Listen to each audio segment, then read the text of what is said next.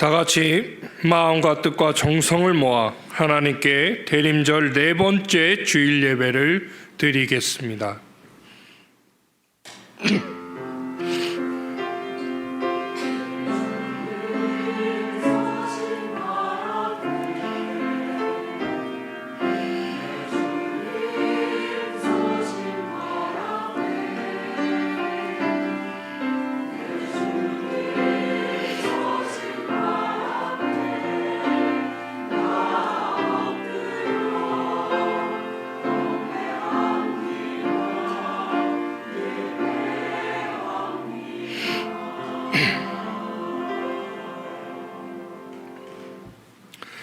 선지자 이사야의 책에 쓴 바 광야에서 외치는 자의 소리가 있어 이르되 너희는 주의 길을 준비하라. 그의 오실 길을 곧게 하라. 모든 골짜기가 메워지고 모든 산과 작은 산이 낮아지고 굽은 것이 굳어지고 험한 길이 평탄하여질 것이요 모든 육체가 하나님의 구원하심을 보리라 함과 같으니라. 사랑이 많으신 성부 하나님, 독생자 예수님을 아끼지 않고 이 땅에 보내주셔서 죄와 사망으로 죽을 수밖에 없던 저희를 구원하여 주신 사랑에 감사를 드립니다. 성부의 뜻에 순종하여 십자가에 달려 죽으심으로 인류의 죄를 대속하신 성자 예수님의 은혜에 감사를 드립니다.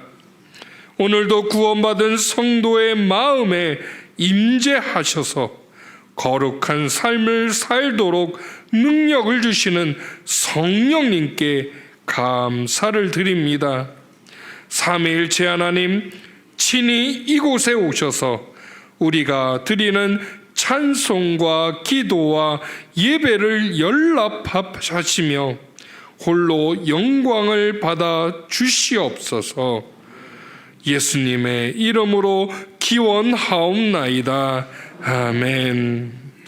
다 같이 자리에서 일어나셔서 찬송가 118장 찬양하시겠습니다.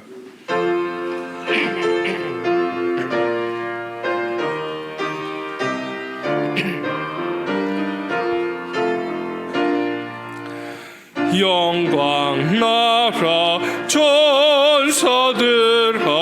땅 끝까지 날면서 하나님을 찬양하고 구주 나시 김전하라.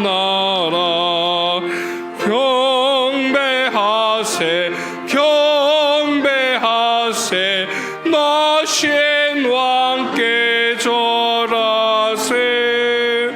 들에 있던 목자들이 밤에 양떼 지킬 때 천사들이 나타나서 주의 나시 힘전했네. 경배하세 경배하세 나신 왕께 절하세. 박사들도 기뻐하며 밝은 별을 따라가 구주 예수 나신 것을 널리 증거하였네. 경배하세 경배하세 나신 왕께 절하세. 성도들이 간절하게 주를 사모하다가 영광 중에 나타나신 주의 얼굴을 배웠네. 경배하세 경배하세 나신 왕께 절하세. 성도들아 찬양하라. 성부 성자 성령께 우리 모두 소리 높여 삼위길 제찬양해. 경배하세 경배하세. 나신 왕께 절하세.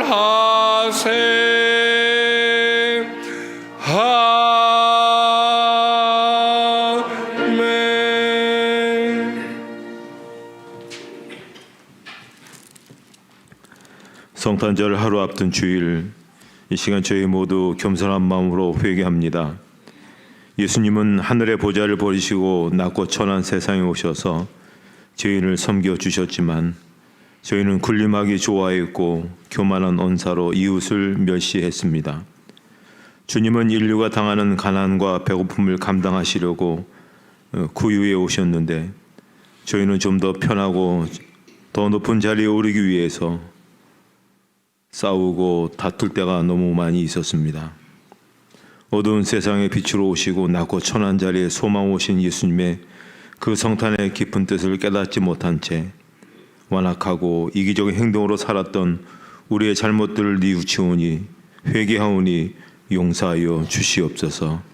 이제는 하나님과 우리만이 아는 은밀한 죄를 계속해서 참회하며 고백합니다. 주님,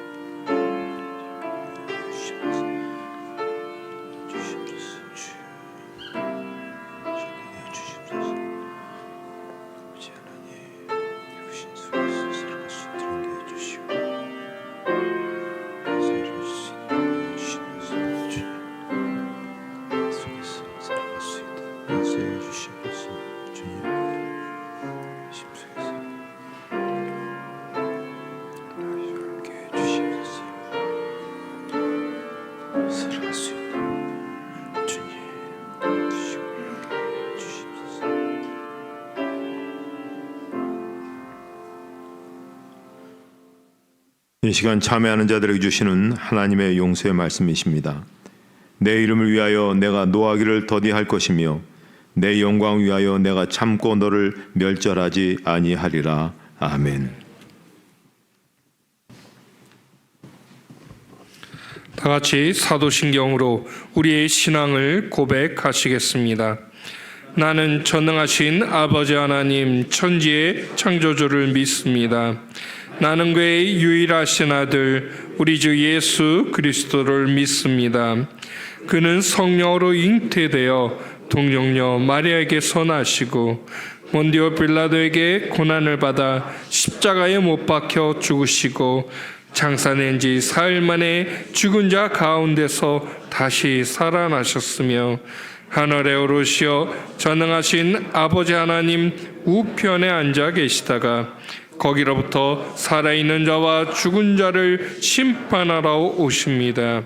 나는 성령을 믿으며 거룩한 공교회와 성도의 교제와 죄를 용서받는 것과 몸의 부활과 영생을 믿습니다.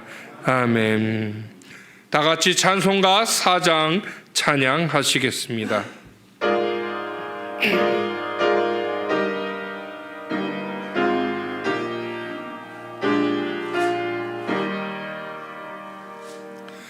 성부 성자와 성령 영원히 영광 받으옵소서.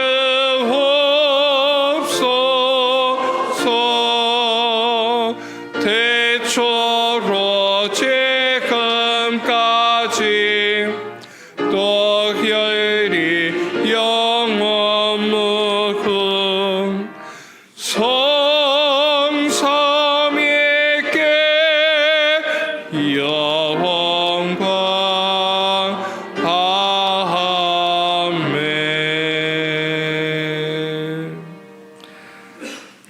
자리에 앉으신 후에 교동문 118번 구주광님 네 번째 말씀 교독하시겠습니다.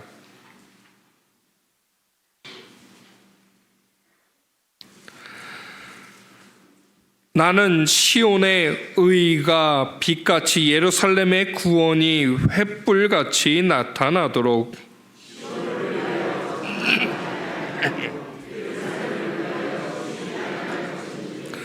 이방 나라들이 내 공의를 묻 왕이 다 내 영광을 볼 것이요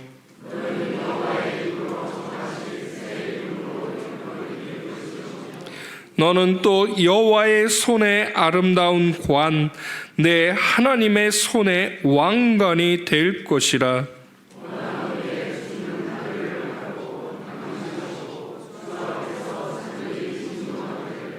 불이 섭을 사르며 불이 물을 끓임 같게 하사 주의 원수들이 주의 이름을 알게 하시며 이방 나라들로 주 앞에서 떨게 하옵소서.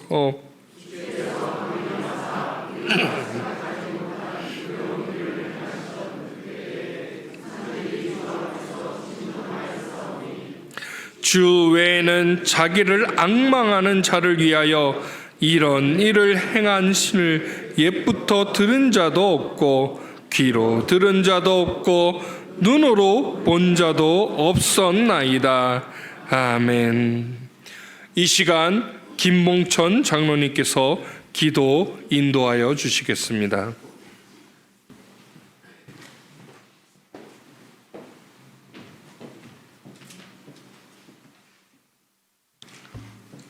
생명의 주인이신 우리를 창조하신 창조주 하나님 앞에 이 시간 엎드려 예배하오니 우리의 예배를 받아 주시옵소서. 하나님, 성전에 올라와 예배하기에는 참으로 저희들이 부족하고 연약하며 지난 날을 돌아보면 그저 죄악된 모습밖에 없지만 그럼에도 불구하고 예수님 흘리신 그 보혈 의지하고 엎드려 싸우니 하나님이 한 시간 찾아와 주시어서 주의 보혈로 저희들의 죄악을 씻어주시며 저희들이 드리는 예배를 받아 주시옵소서. 하나님의 긍휼하심이 아니면 예수 그리스도의 보혈로 지켜주심이 아니면 한 시간도 한순간도 바로 설 수 없는 죄인임을 다시 한번 고백합니다. 하나님, 그러하오니 저희들 홀로 두지 마시고 성령께서 강하게 붙드사 하나님과 동행하는 귀한 삶을 살아갈 수 있도록 성령이여 저희들을 도와 주시옵소서. 대림의 기간을 지나고 있습니다. 예수님 밖에는 답이 없길래, 예수님 외에는 길이 없길래 우리 아기 예수님 오심을 기다리며 또 기다립니다. 아기 예수님, 이 시간 저희들의 마음속에 오시어서 용서를 선언하여 주시옵소서. 시기하고 질투하고 원망하고 감사할 줄 모르는 저희들의 마음속에 아기 예수님 이 시간 찾아와 주시어서 용서를 선언하여 주시기를 간절히 기도합니다. 아기 예수님, 이곳 대형교회에 오시어서 부흥을 선언하여 주시옵소서. 말씀에 깊이 뿌리를 받고 전 세계를 향하여 복음을 전하는 선교하는 귀한 교회 되게 하여 주시고 하나님의 은혜의 말씀 따라 70년을 바라보며 100년을 바라보며 예수님 오시는 그날까지 든든히 서서 하나님의 일을 힘차게 전개해 나가는 귀한 교회 될 수 있도록 아기 예수님 이곳에 오셔서 함께하여 주시옵소서. 천국에 가는 여정 속에서 저희들을 동반자로 불러주셨으니 서로 기도하고 서로 용서하며 서로 사랑하여 행복한 교회, 사랑의 공동체를 이루어 나가는 대형교회 온 교우들이 될 수 있도록 아기 예수님 이곳 우리 교회에 오시어서 부흥을 선언하여 주시옵소서. 하나님, 이 나라와 이 민족 위에 아기 예수님 오시어서 평화를 선언해 주시옵소서. 갈등으로, 이념적 갈등과 세대적 갈등, 빈부의 격차로 인한 갈등으로 인하여 사분오열되어 있는 이 나라 이 민족 위에 아기 예수님 오시어서 평화를 선언하여 주시옵소서. 아직도 남북이 갈리어져서 두 동강이 난 이 나라 이 한민족 한반도 위에 아기 예수님 오시어서 하나됨을 선언하여 주시옵소서. 아기 예수님, 이 지구촌에 오시어서 평화를 선언해 주시옵소서. 러시아와 우크라이나의 전쟁이 하루속히 종식되게 하여 주시고 이스라엘과 하마스의 전쟁이 하루속히 멈춰지게 하셔서 이 지구촌 위에 아기 예수님이 선언하시는 그 평화가 임할 수 있도록 인도하여 주시옵소서. 하나님, 다시 한번 엎드려 기도합니다. 예수님 밖에는 답이 없습니다. 예수님 밖에는 해결할 길이 없길래 아기 예수님 오심을 이 시간도 고대하며 기다리고 있사오니 아기 예수님 이곳에 오시어서 우리와 함께하여 주시옵소서. 이 한 시간 신령과 진정으로 예배하기 원하여 엎드렸습니다. 온 마음과 온 정성을 다하여 드리는 우리의 예배를 받아 주시옵소서. 할렐루야 찬양대의 찬양을 받으시고 하나님 홀로 영광 받아 주시옵소서. 담임 목사님 귀한 말씀 들고 선언하실 때에 하나님께서 함께 하셔서 권세의 말씀이 선포되게 하여 주시옵소서. 영육간에 강건함을 더하여 주시어서 목회에 있어서 어려움이 없도록 하나님 지켜주시고 하나님 그 가정을 지켜주시며 자녀들이 잘되고 창대하게 하시며 하나님의 목회에 전념하실 때 부족함이 없도록 담임 목사님 강권적으로 붙들어 사용하여 주시옵소서. 이 한 시간도 온 마음과 정성을 다하여 드리는 우리의 예배를 받으시고 하나님 홀로 영광받아 주시옵소서. 나의 힘이신 여호와여, 내가 주를 사랑하나이다. 존귀하신 예수님의 이름으로 간절히 기도하옵나이다. 아멘.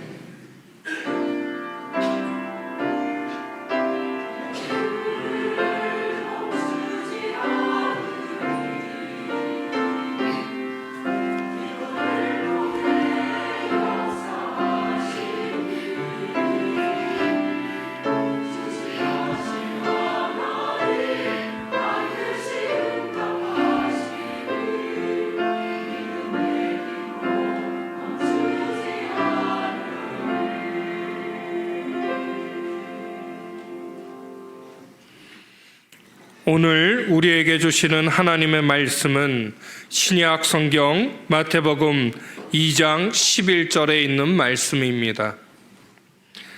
마태복음 2장 11절에 있는 말씀, 신약 성경 2쪽에 있습니다. 하나님의 말씀을 봉독하겠습니다. 집에 들어가 아기와 그의 어머니 마리아가 함께 있는 것을 보고 엎드려 아기께 경배하고 법의 합을 열어 황금과 유향과 모략을 예물로 드리니라. 아멘. 이 시간 할렐루야 찬양대에 찬양이 있은 후에 담임 목사님께서 섬김으로 장식하기란 제목으로 말씀 선포해 주시겠습니다.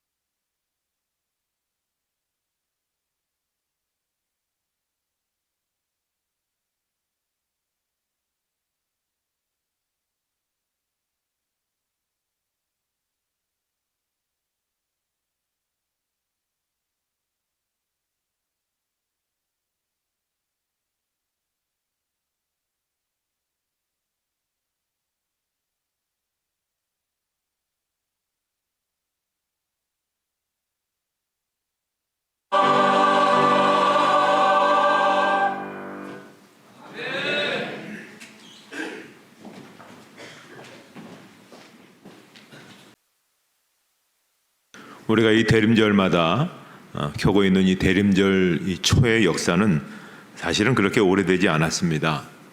19세기 함부르크 교회의 요한 비헤른 목사님께서 대림절기에 당시 가난한 지역에 살던 아이들을 위해서 초를 켜기 시작하면서 시작이 되었습니다.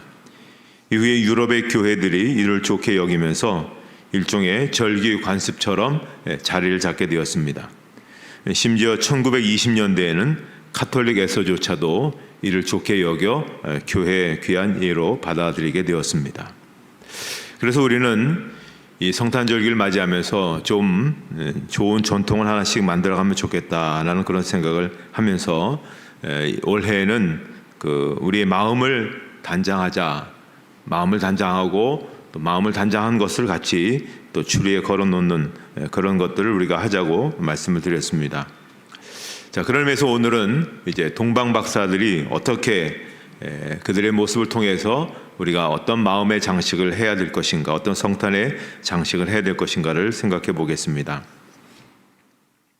마태복음 2장 2절에 보면 유대인의 왕으로 나신 이가 어디 계시냐, 우리가 동방에서 그의 별을 보고 그에게 경배하러 왔노라 라는 말씀이 나옵니다.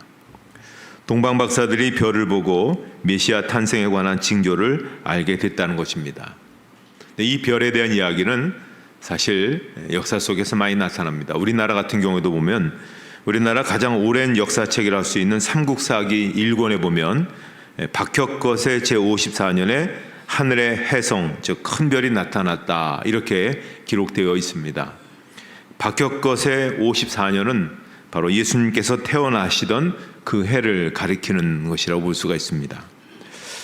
자, 그러면 온 세상에 모든 사람들이 볼 수 있는 환한 그러한 별이 하나 나타났다는 것은 분명합니다. 그런데 어떻게 이란의 북부 도시인 우루미에 살던 사람들이 하늘의 별을 보고 그것이 이스라엘의 메시아의 탄생이다라는 사실을 알았을까 하는 것입니다. 자, 마태는 그들을 박사, 마고이라고 불렀습니다. 마고이라는 것은 마귀족 사람, 특히 고대 메디아 왕국의 사제 계급을 말하는 것이죠. 고대 세계에서 사제 계급에 속한 이들은 하늘의 별을 보면서 땅의 길을 연구했습니다. 그들은 세계가 한 몸이라 생각했고 땅에서 어떤 의미 있는 사건이 벌어질 무렵이 되면 반드시 하늘에서 징조가 나타난다라고 생각을 했습니다. 게다가 그들은 유대인들의 경전인 구약 성경에도 해박한 지식을 가지고 있었습니다. 당시는 로마의 지배하에 모든 나라들이 큰 고통 가운데 있었던 때입니다. 이런 상황 속에서 하늘의 별들의 놀라운 징조가 나타나기 시작한 것입니다. 지금까지 듣지도 보지도 못한 그러한 현상이었습니다.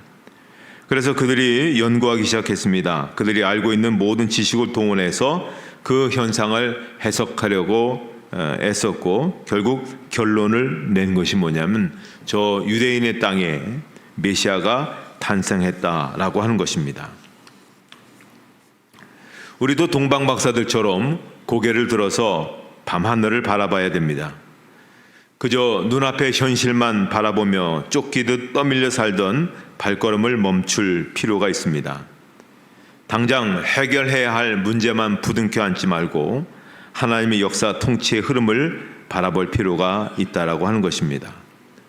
우리 주님께서 다시 오실 것이라고 하는 그 약속을 믿고 기다리는 그러한 해안과 또 삶을 가질 필요가 있습니다. 그래서 성경은 우리에게 권면하고 있는 말씀이 있습니다. 마태복음 24장 42절의 말씀을 같이 한번 읽도록 하겠습니다.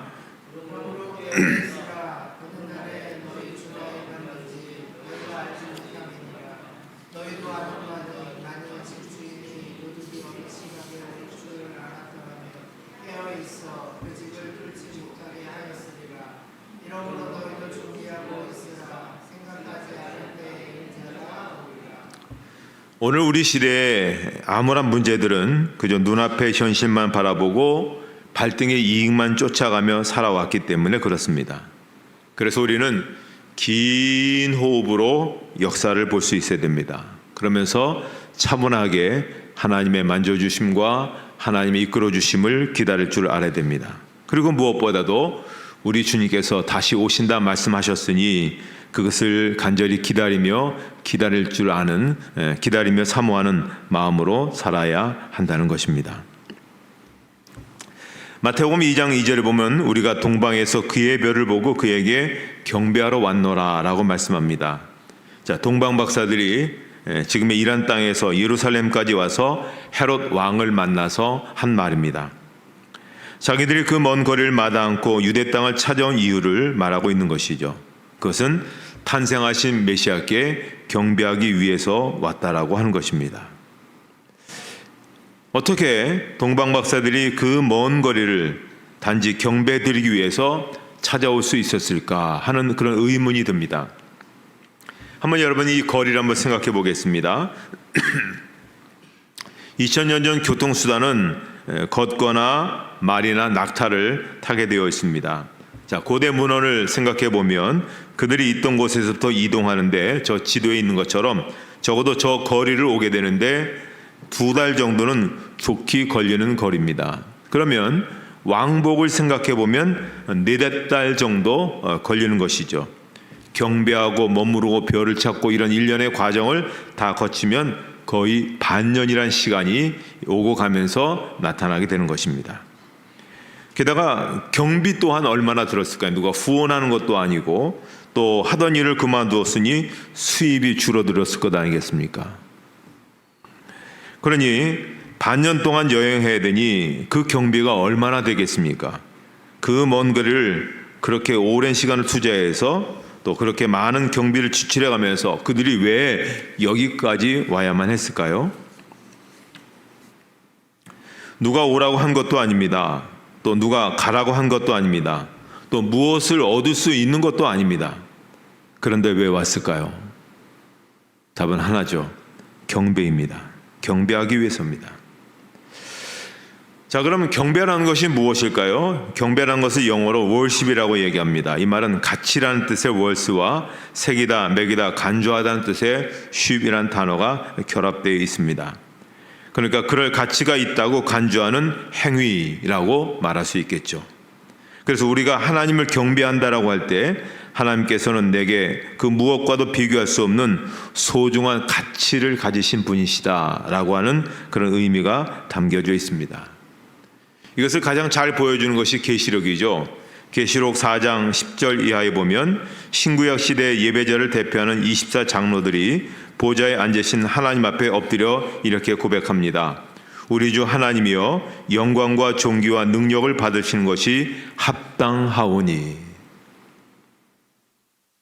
여기 합당하다는 말은 가치가 있다는 말입니다. 그러면 왜 하나님께서 우리의 예배를 받으실 만한 그런 가치가 있으십니까? 그분은 만물의 창조자요 또 우리의 통치자이시기 때문에 그렇습니다. 또 계시록 5장 8절에도 보면 그 두루마리를 취하시며 네 생물과 24장로들이 어린 양 앞에 엎드려. 자, 지금 누구 앞에 엎드리라고 했습니까? 엎드렸습니까? 어린 양 예수. 자, 그들이 왜 그렇게 어린 양 예수 앞에 엎드렸습니까? 그것을 계시록 5장 12절에 보면 큰 음성으로 이르되 죽임을 당하신 어린 양은 능력과 부와 지혜와 힘과 존귀와 영광과 찬송을 받으시기에 합당하도다. 여기 합당하도다는 단어가 나오죠. 그분은 예배 받으시기에 가치가 충분한 그러한 분이시다라고 하는 것입니다. 동방 박사들이 그랬습니다. 탄생하신 메시아는 이 세상 어떤 가치로도 비교할 수 없이 귀한 분입니다. 그분은 이 세상을 변화시킬 분이십니다. 그분은 이 땅에 놀라운 구원의 역사를 이루실 분이십니다. 전에도 없었고 앞으로도 없을 그러한 분이십니다. 자, 그렇게 귀한 분께 마음을 드리는데 그 먼 거리가 문제가 되겠습니까? 또 경비가 문제가 되겠습니까? 또 오고 가는 속에서 여러 가지 위험이 문제가 되겠습니까? 자, 대림절을 우리가 이제 맞고 이제 거의 성탄을 우리가 앞에 두면서 우리가 확인해야 될 것은 바로 예수 그리스도 그분의 가치인 것입니다. 적어도 우리는 여기서 3가지 질문을 던져야 됩니다. 정말 예수님은 내게 정말 가장 귀한 분이신가? 내가 가진 그 모든 것을 다 드려도 그분은 정말 아깝지 않으신 분이신가? 정말 그분은 내게 경배받으시기에 합당한 분이신가? 우리가 동방박사들처럼 진정한 경배를 주님께 드릴 수 있어야 됩니다. 우리 최고의 가치를 그분께 돌려야 됩니다. 마음을 다하여 그분을 높이고 그분 앞에 머리를 숙여야 하는 것입니다. 자, 이제 동방박사들이 어떻게 예수님께 경배했는가를 마태복음 2장 11절 오늘 본문의 말씀인데 한번 같이 읽도록 하겠습니다.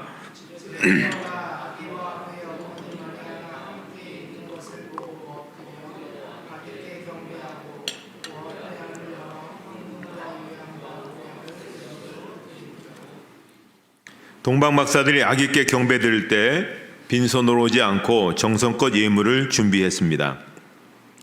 그들이 준비한 예물은 황금, 유향 그리고 몰약이었다고 하는 것입니다. 자, 그러면 왜 하필 그들이 찾아와 이렇게 값비싼, 당시로서는 정말 값이 나가는 그런 예물을 드렸냐는 것입니다. 여기에 중요한 하나님의 섭리의 장치가 있습니다. 마태복음 2장 13절에 보면 그들이 떠난 후에 주의 사자가 요셉에게 현몽하여 이르되 헤롯이 아기를 찾아 죽이려 하니 일어나 아기와 그의 어머니를 데리고 애굽으로 피하여 내가 내게 이르기까지 거기 있으라 하시니. 동방박사들이 경배를 마치고 떠난 후에 하나님께서 주의 사자를 보내 요셉에게 말씀하십니다. 그 내용은 헤롯이 아기 예수를 죽이려 하니 애굽으로 잠시 피난을 가라, 그런 말씀이죠. 그런데 잘 생각해 보십시오. 이 명령은 쉽게 받아들여지기가 어렵습니다. 왜냐하면 지금 요셉의 상황은 갈릴리에서부터 마리아와 함께 베들레헴에 왔습니다. 호적하라고 하는 그런 정부의 명령을 따르기 위해서인 것입니다. 그저 며칠 동안만 오고 가는 것만 생각했던 것이죠. 애굽이라고 하는, 이집트라고 하는 그런 다른 나라에 이민을 가서 얼마가 될지 모르는 동안 머무를 준비가 되어 있지 않는 것입니다. 특별히 경제적인 준비가 되어 있지 않죠. 애굽까지 가려면 저 지도에 있는 것처럼 예수님께서 저런 행로로 저렇게 이제 애굽의 긴 거리까지 옮겨 다니셨는데요. 지금도 다니신 모든 구역마다 그 예수님 기념 교회들이 있습니다. 그러면 한 달 이상의 시간이 필요합니다. 게다가 갓난아이 예수님까지 데리고 가려면 어떻습니까? 필요한 것도 많고 경비도 훨씬 많이 듭니다. 애굽에서 당분간 정착하고 살려면 훨씬 많은 돈이 필요할 것입니다. 요셉은 지금 그만한 그런 재정적인 준비가 되어 있지 못한 상태였습니다. 그런데 마침 동방박사들이 값비싼 예물을 가지고 왔습니다. 그들이 예물이 주를 위해 소중하게 쓰여진 것입니다. 그럼 우리 자신 한번 생각해 보십시오. 동방박사들처럼 우리가 주님께 드리는 것들이 주님께 소중하게 쓰이고 있는가? 많은 경우에 주를 위해 드리기보다는 나를 위해 드릴 때가 많습니다. 내 이름을 위해서, 내 만족을 위해서 시간을 드리고 몸을 드리고 헌금을 드리게 됩니다. 이제 우리는 주님만을 위해서 주님께 우리가 드릴 수 있어야 되겠습니다. 닭고기 회사로 알려진 하림이라는 회사가 있습니다. 거기에 김홍국이라고 하는 회장은 고등학교 3학년 때 할머니가 사준 10마리의 병아리를 가지고 사업자 등록증을 걸고 닭을 파는 사업을 시작했다고 하는 것입니다. 근데 사업이 번창하자 그는 무엇보다 시시로 변하는 닭값이 시세에 영향을 받지 않고 안정적인 기업이 되려면 생산 원가를 낮춰야 된다고 판단하고 사료를 직접 만드는 통합 경영을 생각했습니다. 그래서 1986년에 하림 식품을 출발해서 하림은 농장과 공장 유통을 통합하게 됩니다. 1997년에 코스닥에 등록하고 뒤이어 일일 생산 능력 200톤 규모의 육가공 신축 공장을 건립한 이후 지속적으로 성장합니다. 그런데 그해 하림 익산 공장에 대형 화재가 발생했습니다. 전기 누전으로 건물 9,171평이 전소했고 직간접적인 손실 피해액이 당시 금액으로 1,000억 원에 달했다는 겁니다. 어마어마한 것이죠. 그는 공장 화재 3개월 후에 자신이 섬기는 익산 신광교회가 새로 건축하게 되었는데요. 건축위원장으로 부름을 받게 됩니다.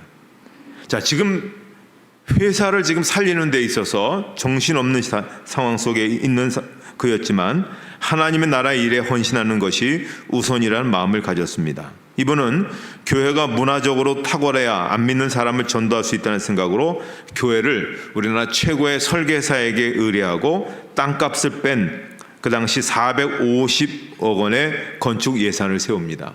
저 교회 보시면 아시겠지만 저 교회 예배당은 지하에 있는 것이고 지하 그 지상 1층은 저렇게 축구장입니다. 교회 축구장이 들어설 정도로 어마어마한 규모로 되어 있고 자신도 어려운 상황이지만 그 당시 400억을 하나님 앞에 헌금하면서 가장 아름다운 예배당을 헌당하게 되었습니다.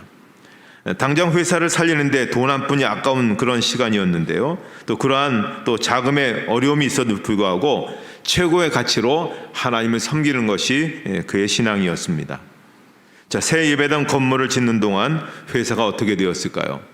바로 동종업계 점유율 1위로 떠올랐고 그해 3,618억 원의 매출을 올리게 되었습니다. 그 후로 이 회사는 승승장구하게 돼서 며칠 전에 보도에 따르면 우리나라 대형 선박 회사를 인수하게 되므로 이제 재계 서열 10위로 오르게 되는 그런 엄청난 축복의 자리에 올라서게 되었다는 것입니다.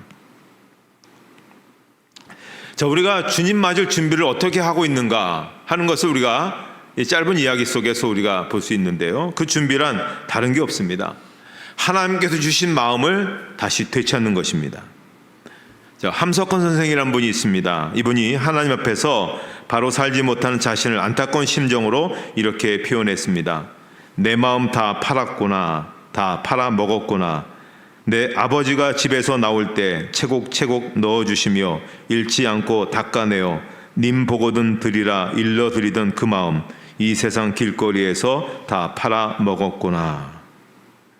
예수님이 오실 날 가까운데 주님 앞에 이르러 귀한 예물을 바쳤던 동방 박사들처럼 우리도 우리 마음, 우리의 섬김의 마음을 그분께 드려야 되는데 소중한 마음들을 우리가 세상 길거리에 다 팔아먹었다고 하는 안타까움을 표현하고 있는 것입니다. 그래서 시인은 하나님께 바쳐야 할 내 마음, 그것을 내놓아라, 그렇게 우리에게 촉구하고 있습니다. 이제 우리는 세상에 팔렸던 마음들을 거두어 들여서 우리가 하나님께 드리기 위해서 아름답게 닦아내어 온전히 드릴 수 있어야 됩니다. 그러면 그 어떤 누구에게도 또 그 어떤 누구도 경험하지 못했던 빛나고 아름다운 성탄을 맞게 되는 것입니다. 동방 박사들의 그 아름다운 섬김으로 인해서 여러분의 또 성탄이 또 한번 빛나고 아름다운 그런 귀한 시간들이 되기를 주님의 이름으로 축복합니다. 하나님 아버지, 은혜를 감사합니다. 오늘 저희들에게 너무나 귀한 은혜의 자리로 인도해 주셨고 또 은혜를 저에게 덧입혀 주셨습니다. 우리 주님이 오심이 너무나 엄청나고 너무도 크고 귀한 가치 있는 사실을 기억하게 하셔서 동방 박사들 마음처럼 그들의 마음을 다시 한번 되찾아서 세상으로 잃어버렸던 마음들 다시 그것을 되찾아서 이 성탄을 아름답게 장식하고 아름답게 주님께 드리는 참된 헌신자의 모습, 참된 드림의 그 모습이 온전히 드러나는 저희들의 삶이 되게 하여 주시옵소서. 예수님의 이름으로 기도하옵나이다. 아멘.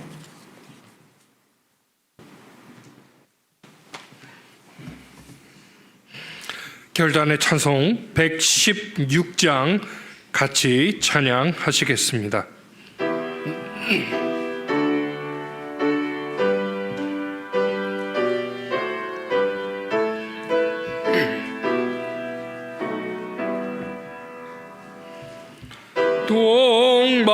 동방에서 박사들 귀한 예물 가지고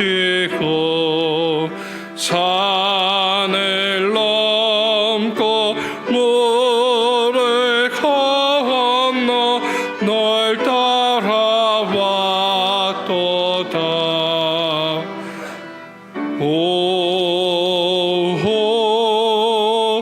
단일 밤의 밝은 별 아름답고 빛난 별 하기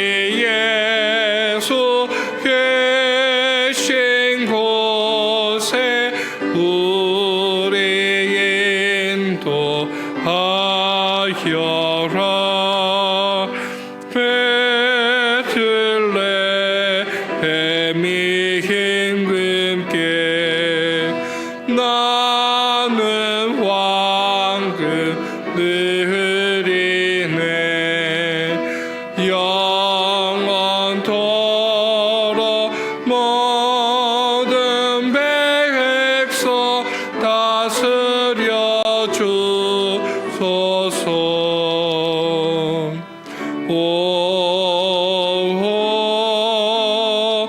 당일 밤에 밝은 별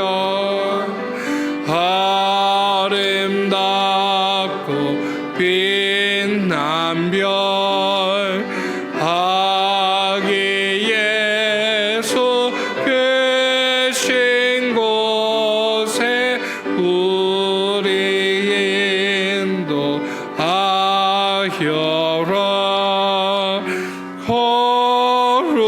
거룩하신 구주께 나는 유향 드리네 만국 백성 찬송 들으려 만유주 섬기네.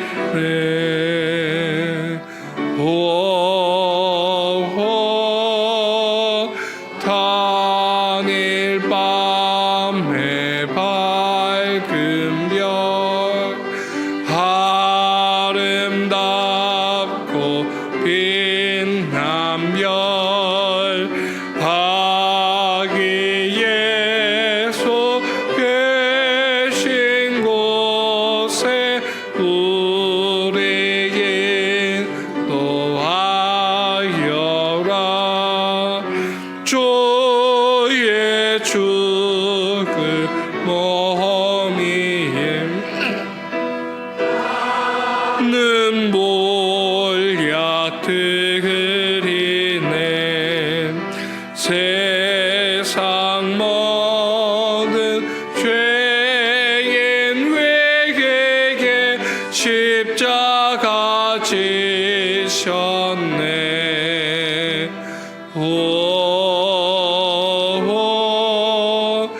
당일 밤에 밝은 별 아름답고 빛난 별 아기 예수 계신 곳에 우리 인도하여라. 다시 사신 구주님 왕의 왕이 되시네. 할렐루야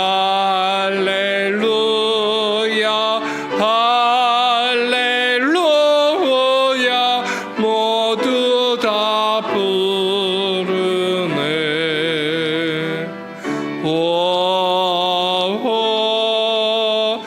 당일 밤에 밝은 별 아름답고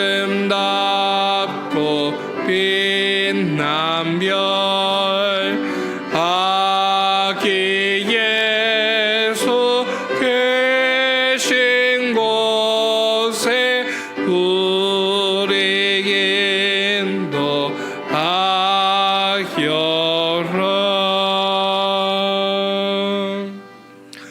이 시간 찬송가 51장 1절 찬양하시면서 봉헌하시겠습니다.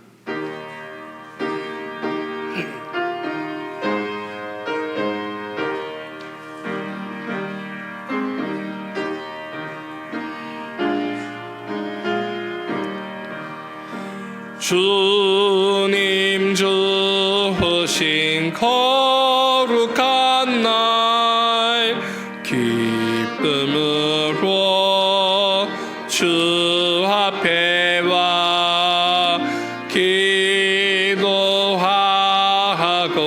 찬양하리라. 찬양하며 주께 경배 드립니다.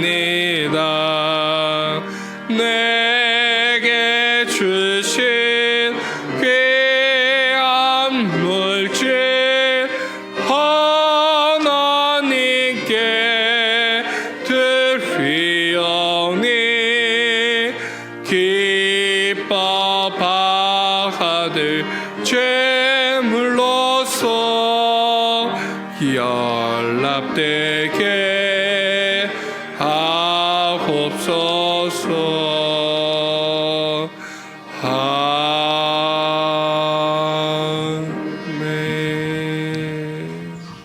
찬양과 경배를 받으시기에 합당하신 하나님 아버지, 오늘도 저희가 드리는 이 예배를 기뻐 받아 주신 줄 믿습니다.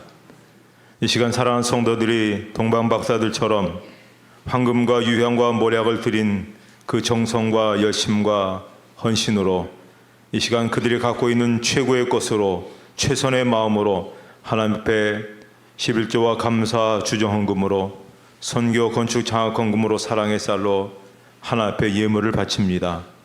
하나님, 여기에 드려진 이 예물을 기뻐 받아 주시옵소서. 그리고 사랑하는 성도들, 바친 성도들을 하나님 축복하여 주시옵소서. 그들을 복되게 하여 주시고 그들을 형통하게 하시고 그들을 하나님께서 쓰시는 일에 위대하게 쓰임받는 삶으로 인도해 주시옵소서. 우리 인생의 주인 되시고 우리 역사의 주인 되신 하나님께서 길을 열어주시고 문을 열어주시며 복된 역사들을 펼쳐 주실 줄을 믿습니다.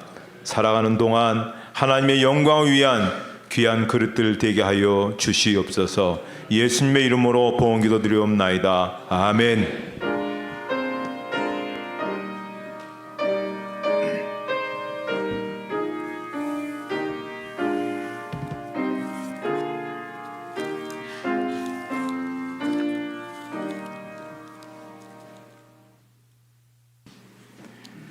교회에서 오신 말씀드리겠습니다. 오늘 찬양 예배는 교회학교에서 준비한 성탄 발표회, 성탄 축하 예배가 있습니다. 많이들 오셔서 우리 유치부에서부터 청년부 일기까지 참 요즘 얼마나 바쁘고 힘든 그런 시간들을 살아가고 있는 그들인데 또 그렇게 또 준비를 많이 했습니다. 오셔서 박수로 격려해 주시고 또 칭찬해 주시고 또 같이 해 주시면 고맙겠습니다. 내일은 성탄절입니다. 내일 오전 11시에 우리 함께 같이 이 자리에서 예배를 드리도록 하겠습니다. 물론 새벽 기도회도 있습니다. 또 내일 예배를 마친 후에 루디아 여전도에서 본관 1층 요 샬롬홀에서 또 나름대로 또 귀하고 알찬 그런 여러 가지 행사들을 진행합니다. 아주 젊은 아이디어로 또 우리 함께 같이 성탄의 즐거움을 같이 나누자는 그런 의미로 이렇게 여러 가지 행사들을 하니까 같이 참석하셔서 선물도 많이 받아가시고 또 따뜻한 그런 나눔들이 있는 그런 시간들이 됐으면 좋겠습니다. 이제 다 같이 일어나셔서 우리 주변에 있는 분들과 함께 같이 인사하시되 또 성탄의 인사도 한번 같이 기쁜 성탄 맞이하시기 바랍니다. 찬송가 122장 부르시고 축도로 예배를 마치겠습니다.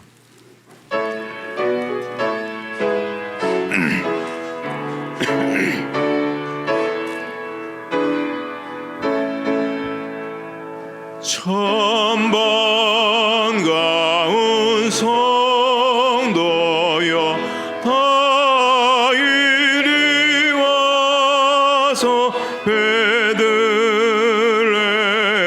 성 안에 가봅시다. 저 구유에 누이신 아기를 보고 엎드려 절하세 엎드려 절하세 엎드려 절하세 구주 나셨네. 저 천사여 찬송을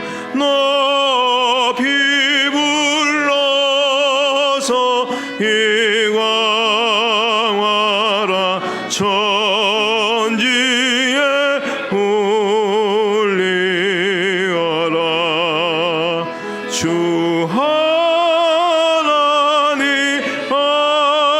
앞에는 영광을 돌려 엎드려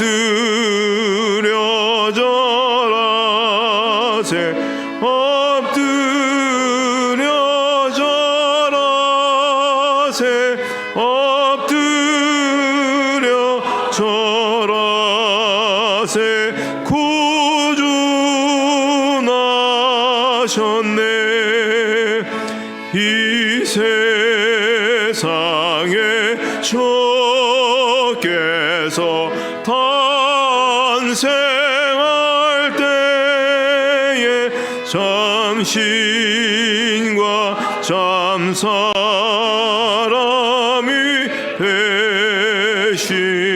되시려고 저 동정염험에서 나시었으니 엎드려 절하세 엎드려 절하세 엎드려 절하세 구주 나셨네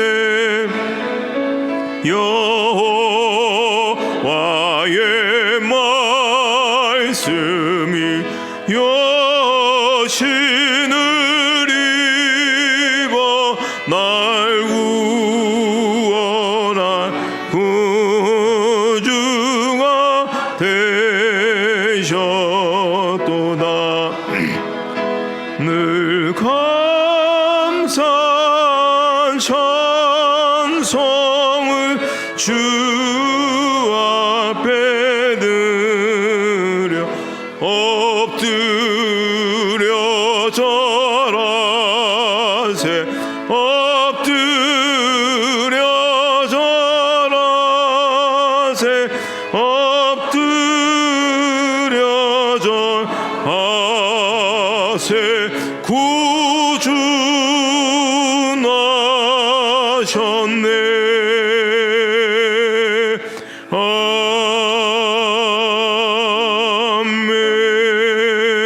아멘. 이제는 우리 주 예수 그리스도의 은혜와 하나님 아버지의 사랑하심과 성령의 인도하심과 교통하심이 모든 성도들 머리 위에 이제로부터 영원토록 함께 없시기를 축원하옵나이다. 아멘.